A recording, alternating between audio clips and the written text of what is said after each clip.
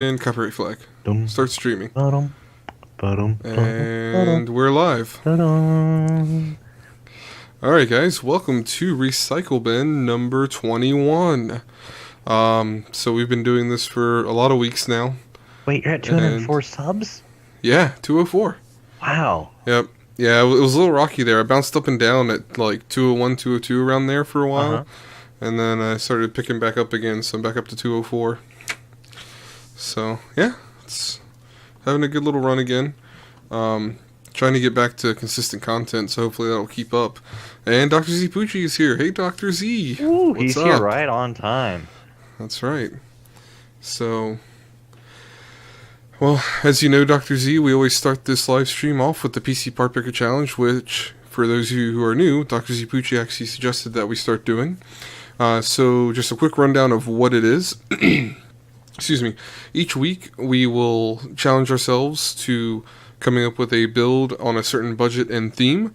And the rules are we use PC Part Picker. All the parts must be compatible. They must all have a price and availability on PC Part Picker, as well as the price cannot include a mail-in rebate. So mail-in rebates do not count towards our final cost of the build.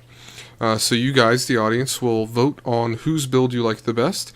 And then we let that poll run for a week. And at the following live stream, we announce the winner. And then, of course, after we show off our builds, we issue a new challenge. Alright, so last week's challenge was the $5,000 Threadripper virtualization build. And I've got that straw poll pulled up. So let's go ahead and check the results. It's loading. It's loading. There it is. And one vote, so that must have been Dr. Z, for me. So, thanks, Dr. Z. So fair. Alright, so there you have it. Not much of a poll, but hey, we'll get there. Again, as always, Dr. Z, thanks for showing up and participating. I know we can always count on you. So our challenge from for this week that we issued last week was to build a $600 eSports PC that was to include not only the PC build but also a monitor, the headset, a keyboard, and a mouse. And again, that's all for $600, targeting esports such as Dota, League of Legends, stuff like that. Alright, so Bear, you want to go ahead and go take us through your build? Oh, absolutely. Let me just, I'm totally on top of everything here. Let's see. So I put, oh, no, wait, that's the R. That's the R. That's my build. Okay. So I threw in there the AMD Ryzen 3 1200 3.1 gigahertz quad core because I figured that an eSport computer needs at least 4 cores in my mind. And you can go down a little bit on the gigahertz. If you're doing things like League of Legends, Dota, etc., and CS:GO. CS:GO doesn't need much. And then, as with that, I put a ASRock AB350M micro ATX motherboard. Nothing too fancy there, just something to get things going. I was kind of limited on my budget, so I kind of threw in the cheapest single stick of 8 gigabytes of RAM. I think 8 gigabytes is I don't know, I think it's a little below minimum, but for Dota and whatnot, I think 8 gigs is fine. I would recommend 2 sticks of 4 gig, though. I just threw in a single 1 terabyte Western Digital hard disk drive. That way you can have your operating system, all your games, etc. As well, a Zotac GeForce 1050 Ti. I think this is a pretty good GPU for this sort of thing. Mm-hmm. I threw in a DIY PC, Solar M1R, because I think it actually looks good, and I think it can actually pass kind of as a more expensive case if you're looking at it. I don't know what the material is like or anything, have not worked with it. I threw in a EVGA BV 450 watt bronze PSU. I did throw in a little 20-inch monitor. I Oh, someone's breaking into the construction site behind us again. So, sorry. It's like whenever anyone breaks into the construction site, they have just big alarm speakers, but instead of Mm-hmm. sounding a alarm, it just Mm-hmm. plays a message like, "Hey, leave the vicinity. You're not Oh welcome yeah. here. Police have been called and are en route." It's Yeah. great. So soon we'll have sirens. Um, I also, since I was on a tight budget, I just threw in a quick Logitech K120 keyboard. I have worked with those. I worked with that on a daily basis at work, actually. They're Mm-hmm. good, decent keyboards. And then a Logitech SBF 96 wired optical mouse. Again, I worked with them as well.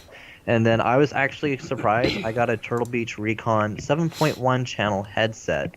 It's wired, it's red, it's a little bulky, but it does get the job done, I believe. Mm-hmm. So all together, I'm at 594. Yep. 594.81. So yeah, it's a pretty good looking build there. I was holding up, for example, my that's the exact 1050 Ti that I actually have two of. Oh, cool. So I was holding my one up here.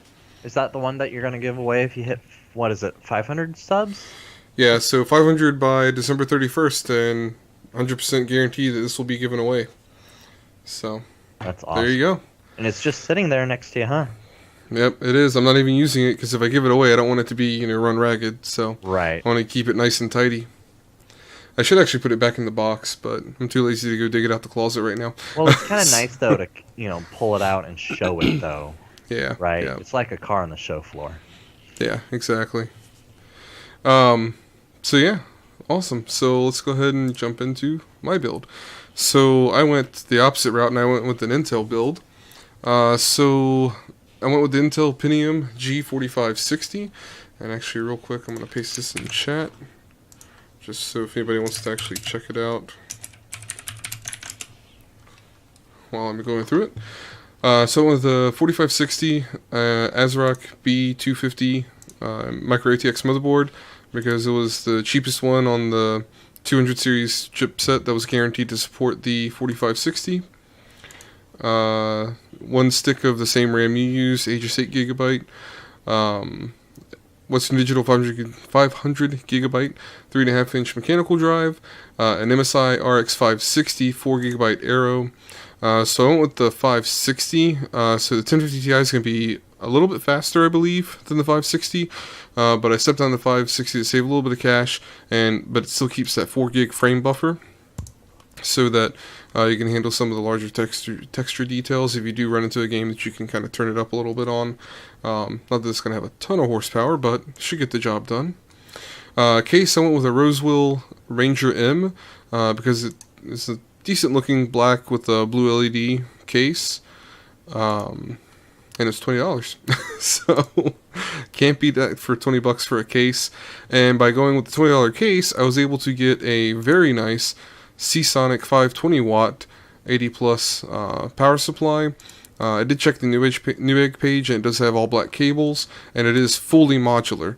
So it's not a semi-modular, it is 100% modular, which is, again, awesome. So the PC parts I went with, I feel like give you a pretty decent upgrade path, to where you can just kind of slot in an SSD, you can slot in another 8 gigs RAM if you need to.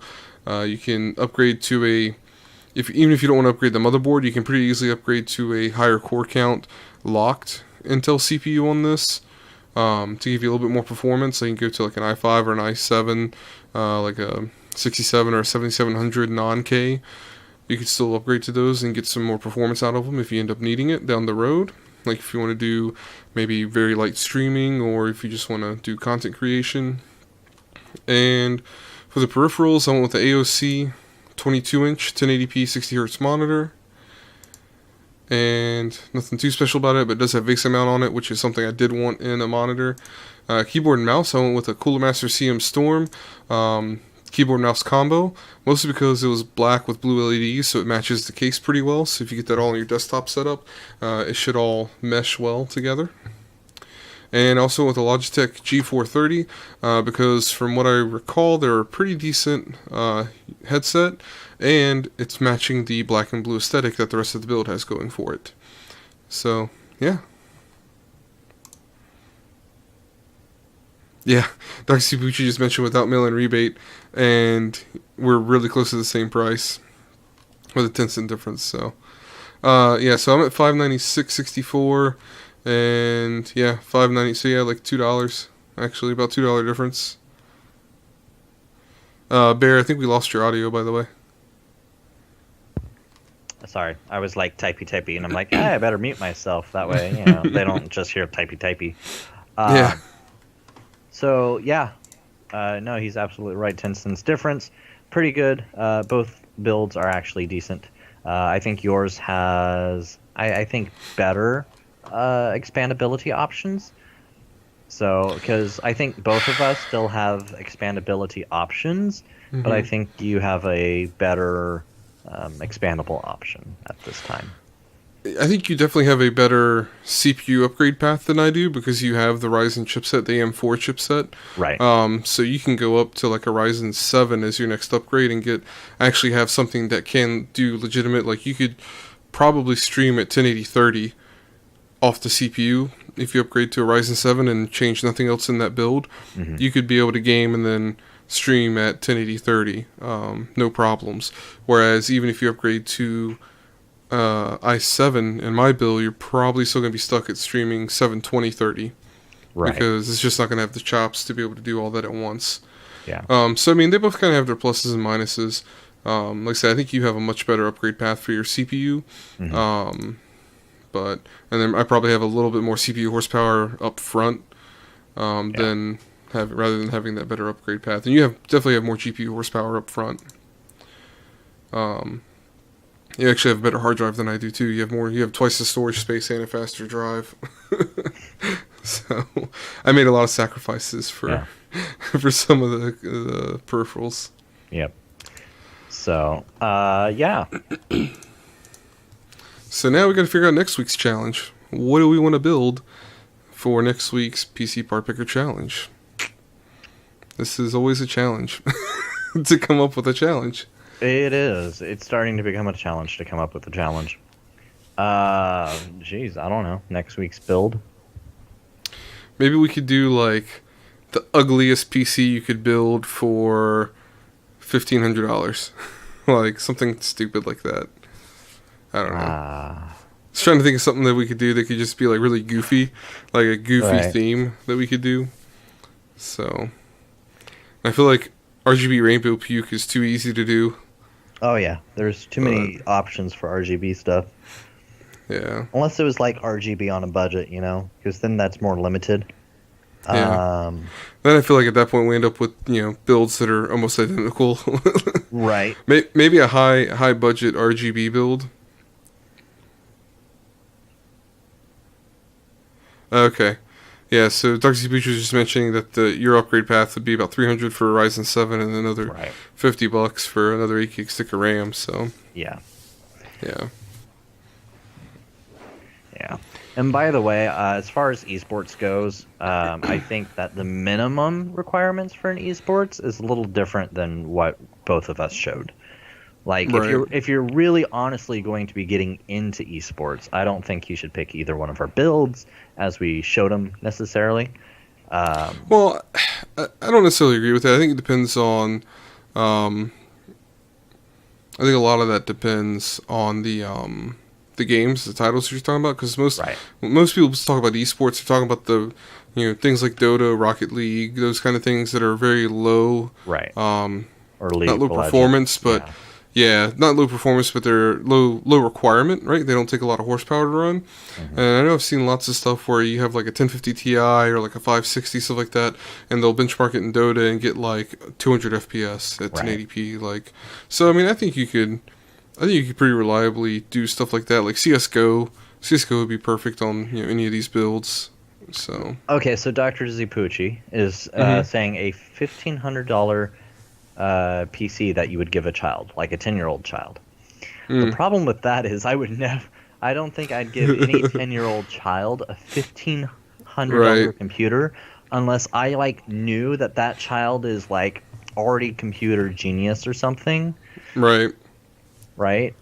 Like that they have a passion for like 3D modeling and 3D rendering or something like that. Then sure, yeah, absolutely. But Right. For the most part, if I'm thinking about a 10-year-old kid, I'd probably throw together a quick $300-$400 computer Yeah. that can do Minecraft and I was gonna say, for a 10-year-old, it'd be one of these builds more than likely. yeah, Talking about a full setup, $500 to $600 for a full setup is kind of what you're talking about for like a 10-year-old. right, Would be what, again, I agree with you. That's exactly what I would be thinking for a 10-year-old. So, yeah. yeah. Hmm. So keep things kind of more on the stock side as far The, as the other way, the other way I could see that, like, looking at that is not necessarily thinking about the hardware that you're giving the child, but thinking about the aesthetics of it that you're giving a child. Like, so I would think for a child, like pastel colors and stuff like that would be kind of more, like just yeah, something that looks like a kid's toy almost, basically, but like a it's kind of like a cartoon. right, like a cartoony kind of look to it, Mhm. like Legend of Zelda Wind Waker, that art style,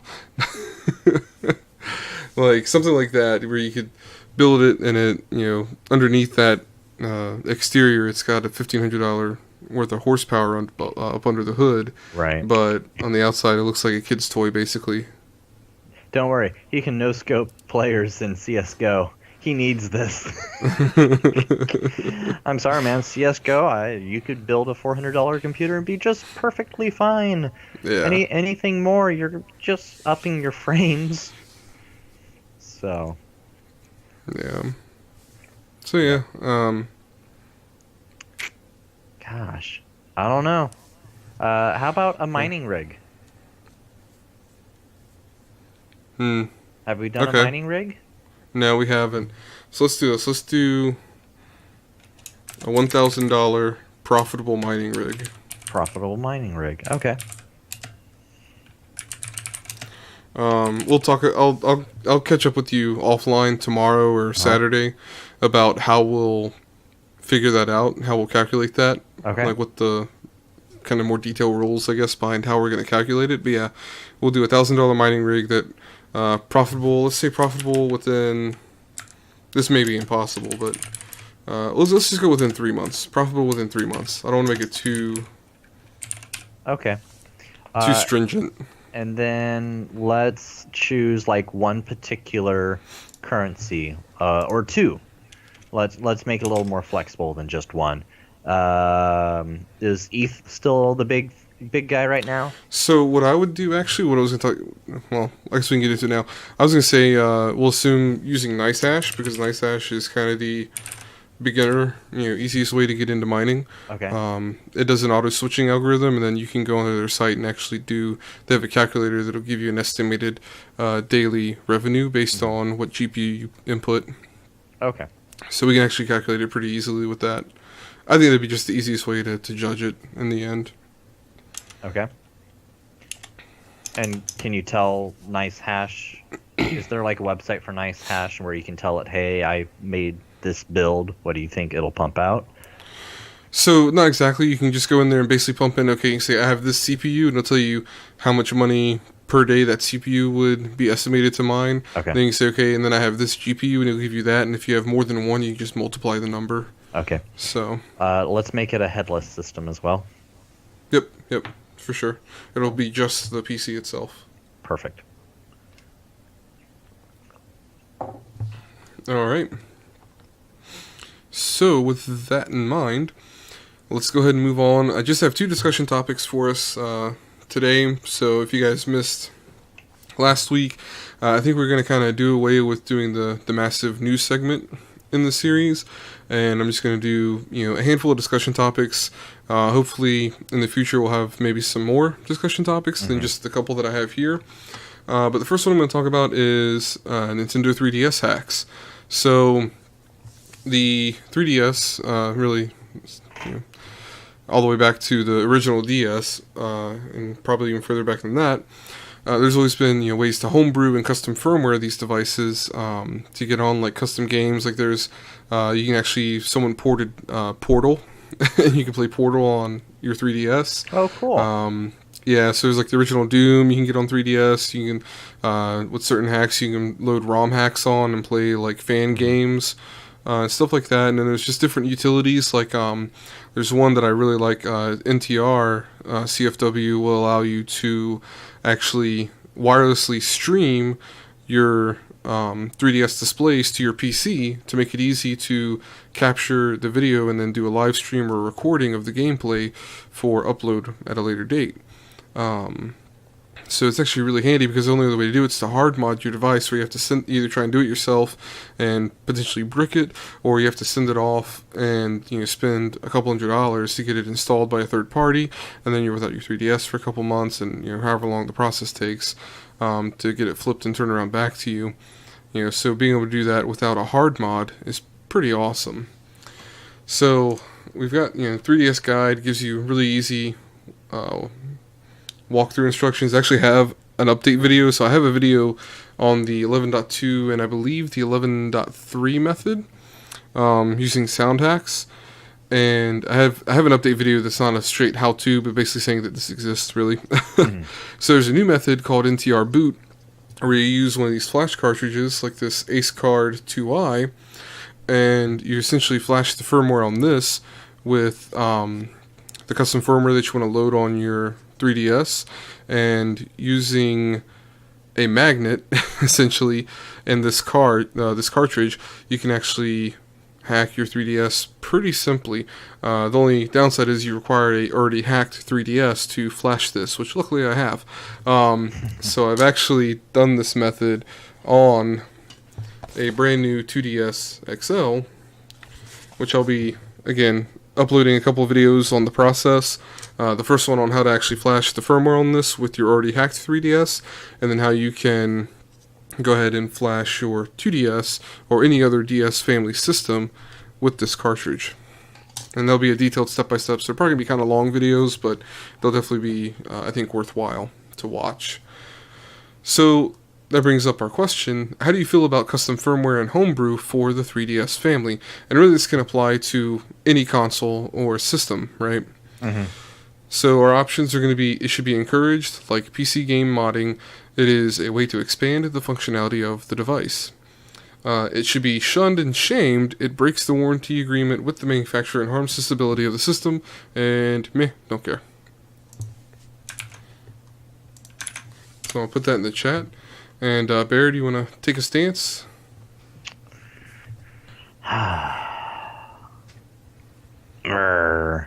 It's there's many ways to look at this, right? Right. So, gosh, I don't know. I think that it should. Man, I don't think it should be encouraged, but I don't think it should be shunned. So I'm kind of like, I don't know. Meh, I don't care. Okay. Well, clearly, again, maybe encouraged is a little extreme, but I did want to have two polar ends of the spectrum. So I'm gonna go with it should be encouraged. Like PC game modding, it is a way to expand functionality of the device. It's just like modding in GTA 5 or the Skyrim series, or the Elder Scrolls series, I should say. It helps to get free additional content and allow the people who have purchased the game and who enjoy the game and want to give back to the community a way to add to a game that they love. So again, this allows you to add functionality like the ability to capture video from the 3DS so that you can do a live stream of gameplay without having to, possibly destroy your 3DS with a hard mod. So I think, I think that it's definitely a good thing. I think that it shouldn't be... I can see why Nintendo doesn't necessarily want to outright encourage it and doesn't want to just let it slide. As far as every time there's a update to the official firmware, they block custom firmware in some way, fashion, or form. Because part of the downside of this for Nintendo is there is a way to get games for free by doing this without paying for them. And so that hurts Nintendo, and it hurts the community as a whole, because if developers aren't making money, they're not going to be able to produce any more content for us to enjoy. And then all we will have is homebrew. So, that's definitely not a good thing. So, I think it should be encouraged, but I think responsibility should be kind of a part of the process as well, being a responsible user of said power. Yep. So meh, I don't care because just like PC gaming, it is a way to expand the functionality of your personal device. But at the same time, it does indeed actually break the warranty agreement between you and the manufacturer. So, it's really up to you and what you want to do with your device. I'm actually doing a hard mod on my Xbox 360 at this time. So it's, a way to expand. It's not going to expand the functionality of my Xbox 360, but it's going to make it so it's more personal to me. And so it's, do what you wish with your device, but know that if you're going to do it, you're voiding warranties and any extra support.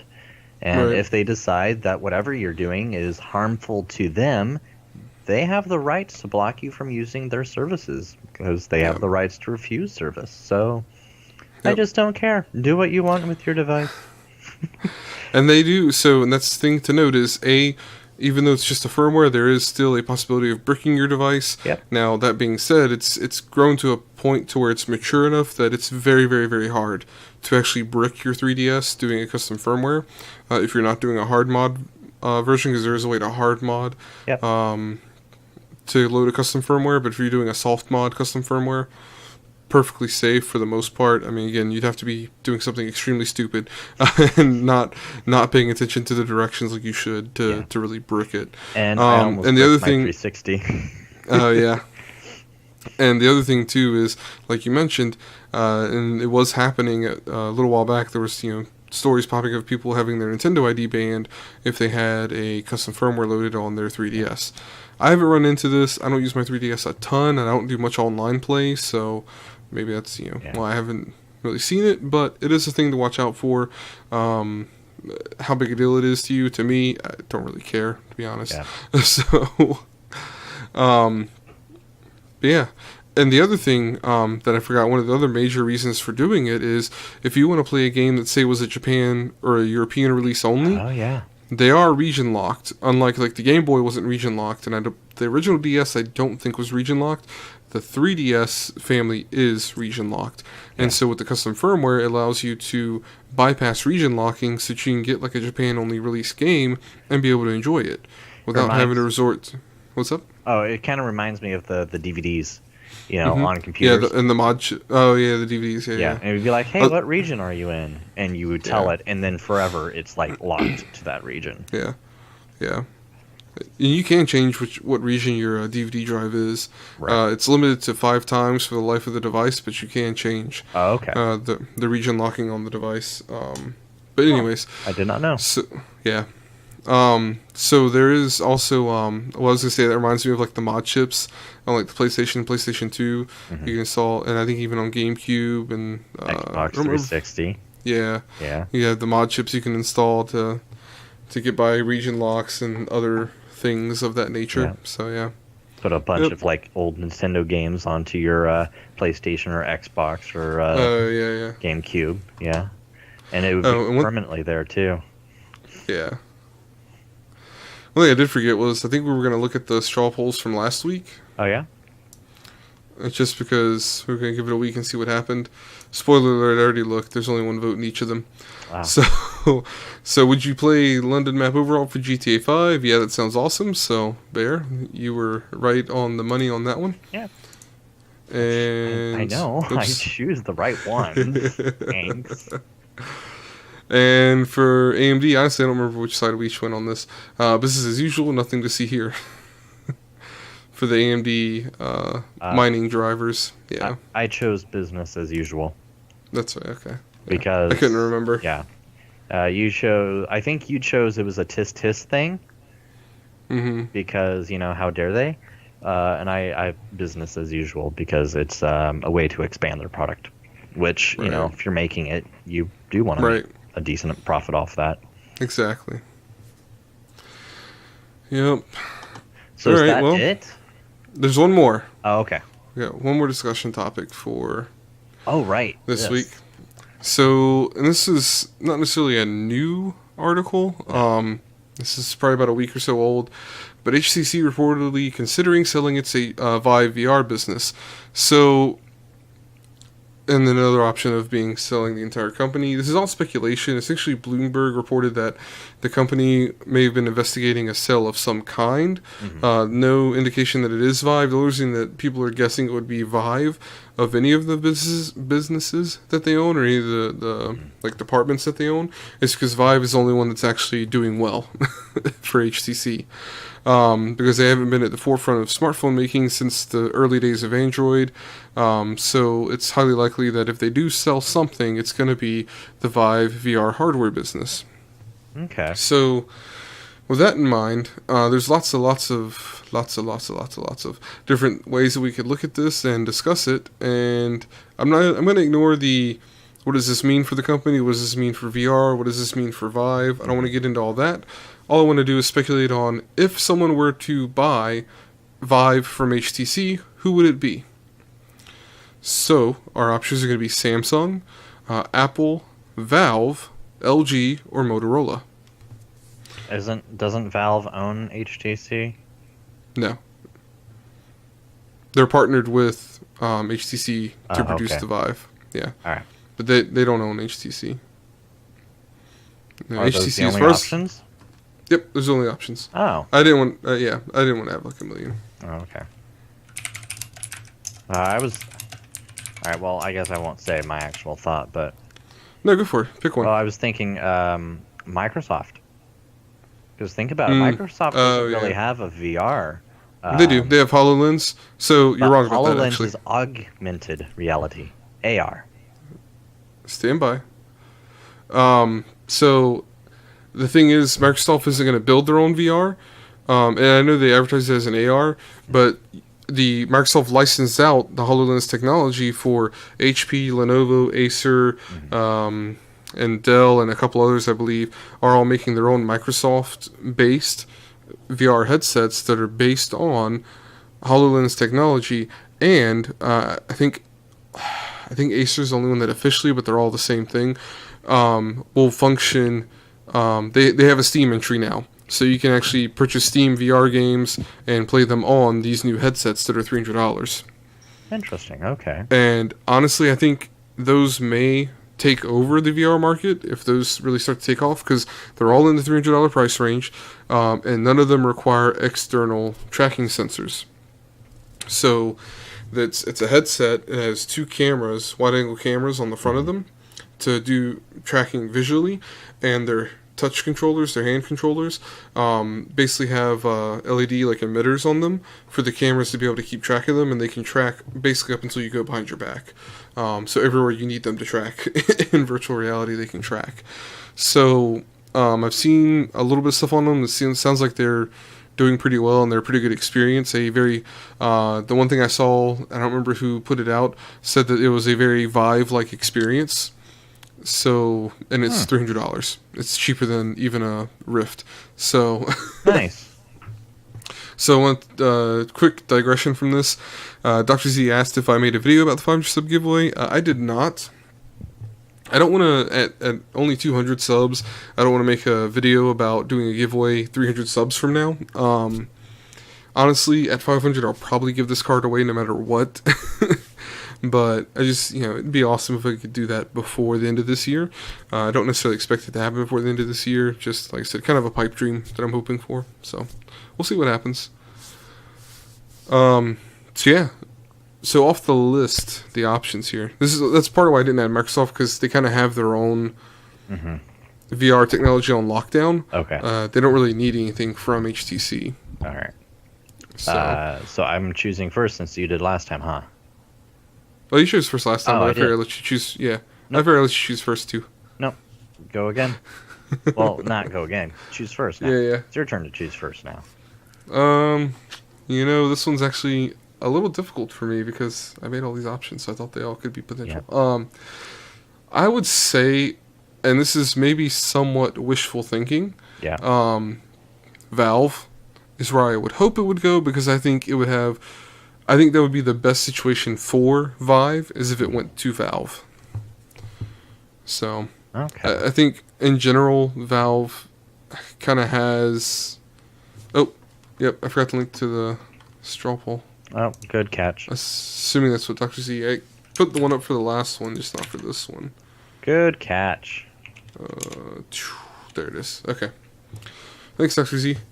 But yeah, I think Valve would be the best situation for the Vive to go to, because they typically are... They kind of get it as far as knowing what their consumers want and knowing... knowing kind of what it's going to need. And again, they have all the data to be able to see, okay, what hardware do most gamers have that are running Steam? What games are they playing? So they have a lot of data they can pull to help them kind of target the Vive as best as possible. Okay. The flip side of that is they haven't had the best track record with hardware, Valve themselves. But again, if they acquire the Vive business, they could also acquire the employees that go along with it, who have been kind of making it the success it is so far, and they could help propel it forward with a little bit of success to back it. Right. Okay. So I would choose Samsung then, out of the others. Valve would actually be my first choice. I'm going to go with Samsung, because Samsung... it would be great if they just start exploding while people are... No, I'm so sorry. That's the wrong road to go down. Dishwashers and phones exploding. Yeah. I mean, they do have a history of exploding. Yeah. I think I would want to go with Samsung because they have a huge amount of resources in research and development of technology. And I think that if it was to keep going at the pace it is now, as far as research and development goes for virtual reality, Samsung would be, I think, one that could actually keep the pace going, if not maybe a little faster than HTC, but I wouldn't know. I think also Samsung not only has resources in the R&D, but I also think they have resources in being able to financially support it and staff it.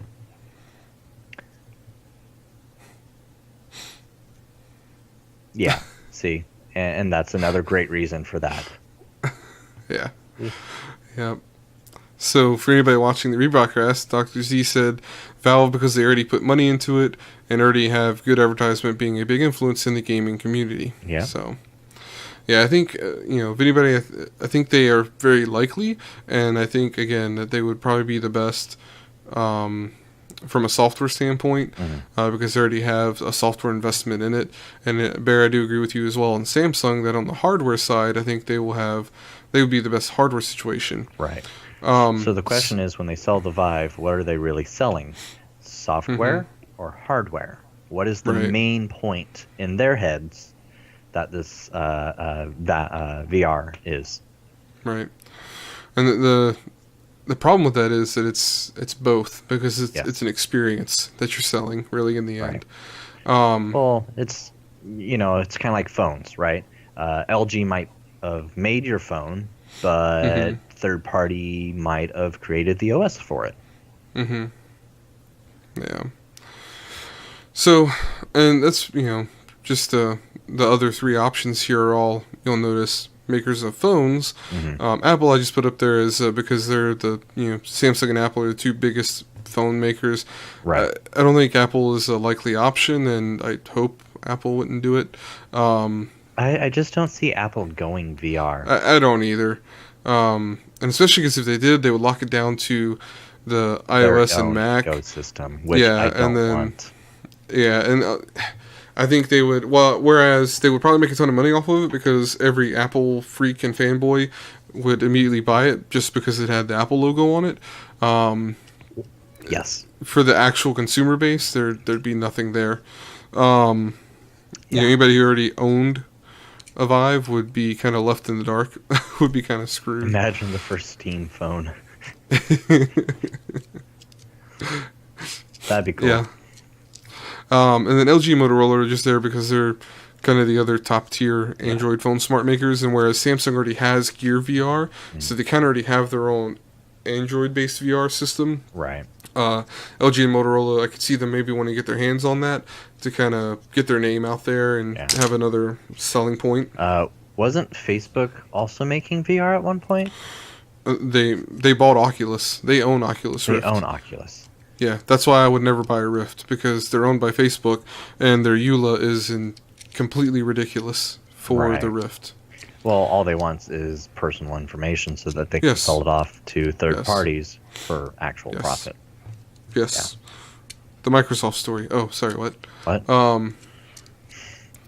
Yeah, I actually almost put Facebook on here as a joke, but typically sales like that have to be approved, and I would hope that the approving body, because it's usually some sort of government approval regulation that it goes through, I would hope that they wouldn't let the other biggest selling PC VR headset company purchase that off and kind of corner the market on PC VR. So. Well, as far as consumer VR goes, you really have the Vive and the Oculus as far as your PC. Standard consumer for PC, correct, for VR.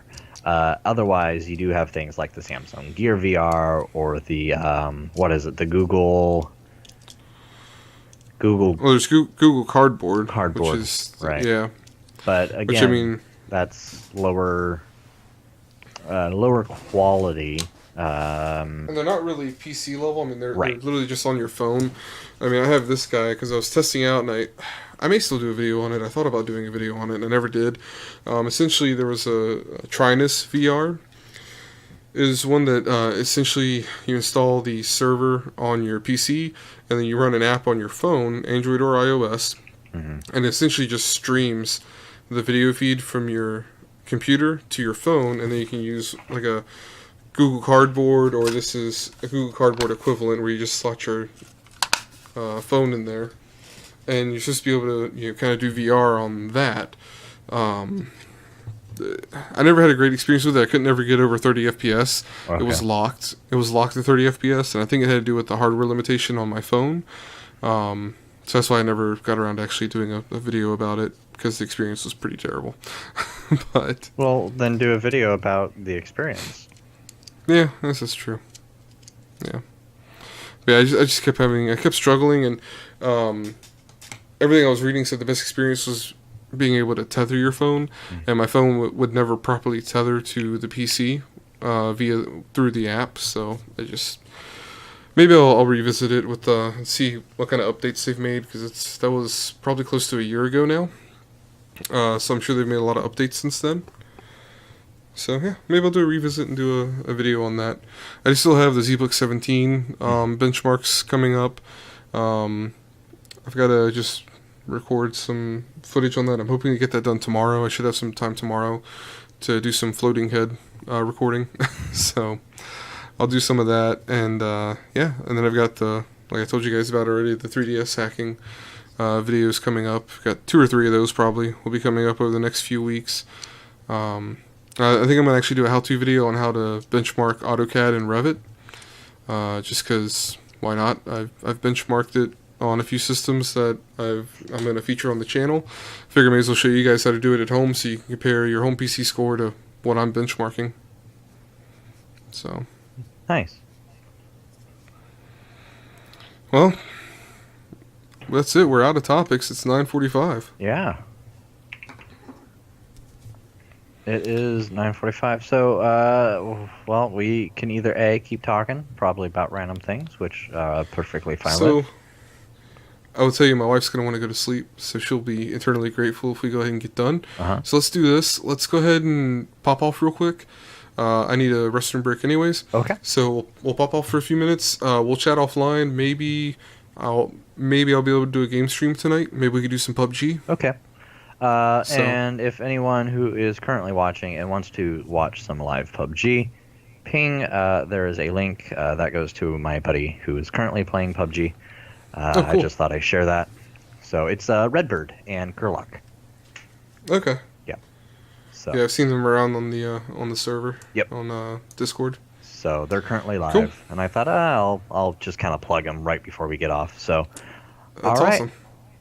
All right, guys. Well, thanks for stopping by. We're gonna pop off, and hopefully I'll be streaming back again. I'm sure you'll probably stream on Mixer, or you can stream YouTube. You know, I might just join Redbird and Curlock, and you'll probably see me through their stream. So Okay, cool. yeah. All right, guys. So I'll possibly be back in a few minutes. We'll see what happens. If not, I'll see you in the next video. All right. Good night.